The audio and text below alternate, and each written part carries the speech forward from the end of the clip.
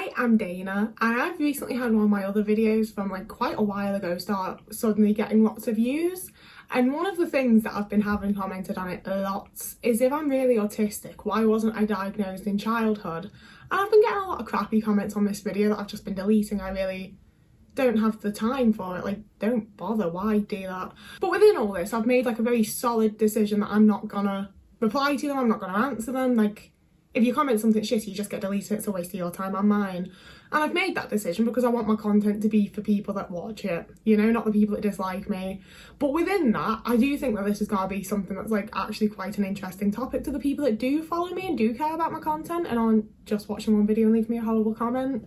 You know, I don't feel like any of the people that actually like asked us are going to watch this video, but I feel like it's an interesting discussion for those of us that are late diagnosed. So like, thanks for the inspiration, I guess. As always, every autistic person is different, every autistic person's experience of the world and life and being autistic is all different. I'm just talking about myself and my experiences. You know, if you relate, awesome. If you don't, then you don't, it's fine. So getting into it, one that I've seen is true for a lot of other people and that I relate to a lot with a lot of people in the community is that a lot of my family were very obviously autistic, but most of them weren't diagnosed. So my oldest brother was diagnosed when he was 4 or 5, I think. He had a very like early diagnosis because his autism was just very obvious. But everybody in my family has always had quirks, you know, we've always been a little bit different. We've always been the family that are like seen as the weird family of the little villages that we kept moving to. I do much better in a city, I won't lie to you, but as a child we kept moving to these like really small towns and villages and we were always very much like the weird family. My parents ran a like alternative therapies, mystical sort of business come shop thing. Like, we were all very unique and had our own challenges and all of that, but looking back on a lot of things, I do question if like several members of my family are autistic, and especially quite close family, because a lot of things that I very much like see as like early signs of my autism and see as early autistic traits and things that were brought up in my assessment are things that my parents were fully aware of and were like completely recognised, and they were like, yeah, that's normal. I do that, such and such does that, this other family member does it. If other people around you are doing it, then it must be a normal thing to do. And the other side of that was that although I did have like a fair amount of, you know, similarities to my brother, they were just seen as like, that's because you're related in your family, it's not autism. If you were autistic, you'd be more like this and this about him. And it's like, surely the fact that we have like an alarming amount of similarities should be enough. But it was never quite the right ones for people to like slot it into place, I guess. And I think some degree of that is what brings me to my next point, which is that I was largely just easy to handle. I was easy to deal with. Like, my brother had been quite a destructive child. He would like rip things up, he would break things, he would damage things, he would throw things. You know, like the majority of his toys got broken, he would then move on and break my brother's. Whereas I was the type of like, if one of my toys looked a little bit wrong in some way, I would have a meltdown, you know? If I was painting and I was painting too close to my dolls and when my dolls got a tiny little bit of paint on them, that was the end of the world for me. So even though I would have these like big meltdowns and be called a drama queen and be told I had lots of temper tantrums, there was also the side of things where for the most part I really cared about my things. I wanted to be left alone. I was very like self-contained, and it made it very easy for the adults in my life to just not have to pay an awful lot of attention to me, you know? Like, I could very easily just be left in the back garden with a fucking stick or a plastic sword and I would be happy for hours and hours and hours. I could just go up to my room and watch my shows or read my book, and my parents knew that like that's where I would be and that would be what I was doing, you know? Like, there wasn't this like, I wasn't constantly on their mind like my brother was, because if he was being quiet somewhere, they were like, what is he breaking? You know, last time he was quiet somewhere, he dug a hole through the ceiling and tried to get into the loft. What is he doing now? He was constantly on their mind. It was this constant like, we need to be supervising him, we need to know what he's doing. And with me, they could very much just leave me to it. And they very much did, which is what led to my next point, which is emotional neglect. So a lot of the emotions and the internal workings that I think are like most demonstrative of me being an autistic person, they didn't see, you know? If I was about to have a meltdown and my lip was starting to wobble and my eyes were tearing up, I just got sent to my room. And when I was in my room sobbing and screaming and like hitting myself and whatever else, my parents would just be like, does it for attention, she just wants us to go up there and comfort her and we're not doing it. And like, I didn't want them to be there and they'd never done that anyway, you know? And it's the same with like my mum spent years and years and years screaming at me and being really annoyed by me because I never wanted to wear socks. They felt horrible on my feet. Like I've gotten very, very used to it. I feel weirder not wearing socks now, and I think it's probably because of the years that I had of like absolute torment from my mother trying to get me to wear socks. But you know, if there'd been a bit more empathy, a bit more compassion, a bit more like actually trying to understand why your child is screaming and crying while putting socks on, it's pretty obvious that's a sensory issue, isn't it? And especially having an older brother who also had sensory issues and had certain types of clothes that he refused to wear and the like, things like that should have been immediately very, very obvious, in my opinion. You know, like I remember having like an absolute meltdown under my bed at one point because my mum had bought new vests and they were too close to my neck, and I could, like, because they were like little girl vests as well, they had the little like scallop detail on, and all I could feel was the way that it was like all around. I can feel it now, and this happened when I was like 5 years old. It's horrible. I could just feel it like constricting around my neck, and my mum checked it and was like, it's not too tight, you're fine. And it resulted in me like under my bed, I had one of those like little cabin beds, just like screaming and crying and trying to pull it off and trying to loosen it, and my mum just being like, just wear the fucking clothes.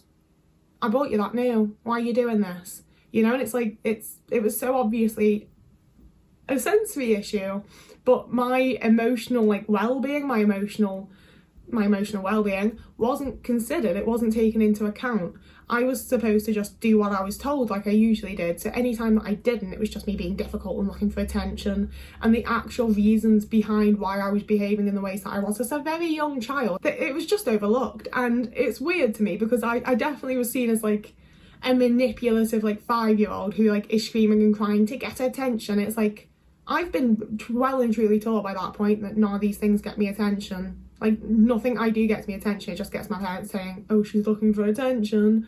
You know, like, there's just so many elements to that where it's like 2 seconds and a little bit of empathy, and you would have been able to tell so much of what was going on with me that was making their lives more difficult, and it would have all been like so much easier, you know, but it just wasn't there. It wasn't done. In later conversations that I had with my mum, I also like, I tried very hard to have several different types of conversation with my mother, and they didn't tend to go very well. But one of them that went better than a lot of others was when I was asking these types of questions, being like, why wasn't I diagnosed in my youth? Like, you seem to be able to like really recognise it all now. And it was odd to me, so I tried talking about it. And it turned out that while I was having speech therapy and having issues with the school and generally like going through the autistic child experience without a diagnosis, my mum had brought up like, this seems awful similar to what we went through with her brother at this age. Would it be because she's autistic too? And she was told, no, it won't be that, because girls don't get autism. And I still have a bit of resentment that my mother just never brought it up to anybody ever again, or, you know, Googled it. Like, we had a family computer at that point. Like, and that's another one that I feel like is a lot of people's experience, where at some point the message has gotten to like the people that are closest to us that would be able to help us with diagnosis, that women and girls don't get autism. It just doesn't happen. Women and girls are not autistic. And it's weird and odd, and it's the whole thing of the stereotypes, and I don't feel like it's one of the bigger things that played into it for me personally. I think, you know, I do think that if I had been, you know, assigned male at birth, I would have, my similarities to my brother would have been taken more seriously, but I still don't necessarily think that like the only reason that I wasn't diagnosed is because I was a girl. You know, I think that there was obviously all these other things that went into it, but I do think that it plays, you know, I know that it plays into the reason that my mum never looked further into it for me. And I'm going to talk about like the main thing last here, which is that I've always been very, very, very high masking, you know, like from my earliest memories, I always felt sort of out of place and like I didn't know what I was meant to do, and like everybody else were just sort of like naturally people, you know, and I didn't know how to like naturally be a person. And I picked up on that at a very, very young age, and like some of my earliest experiences that I remember of the start of me being bullied in school, I would say, was when other girls would notice that I was just straight up copying everything that they did, you know. And I feel like everybody had that experience at some point, but I had it a lot as a very, very young kid, where I would just copy other kids and adults and like whoever I was around. I would just copy whatever they were doing, like action for action, because I didn't know what I was supposed to do, you know. And then on the odd occasion that I would like unmask and be my true self, be like an actual like little autistic kid, or do something that is an autistic trait or whatever, I'd be told off for it. I'd be told told that's the wrong thing to do, don't be like that. So I very much internalised all of that and started creating my mask at a really, really young age, with just this concept of like, I don't know what I'm doing wrong, but I am always doing something wrong. So I'm always just gonna try and do what everybody else is doing. Just follow the pack. Just be like everybody else. Don't draw any attention to myself. Don't do anything that might be considered not normal. If I don't know that it's normal, if I haven't seen multiple other people do it, I just won't do it. And I started that at a very, very early age. And I'm not the best at masking, quite frankly. You know, like, even the times when I thought that I've like really put my best mask on and I'm like being so fucking normal, I've had plenty of people be like, oh yeah, but there was that one thing, you know? And sometimes it's been in a nice way where they're like, oh, I'm glad that you're like still you. And other times it's been a really shitty way of like, why can't you just be normal? Like, you can pretend so to a certain degree, why can't you just pretend properly? And I'm still like, it's because I don't know how to be like everybody else and be normal.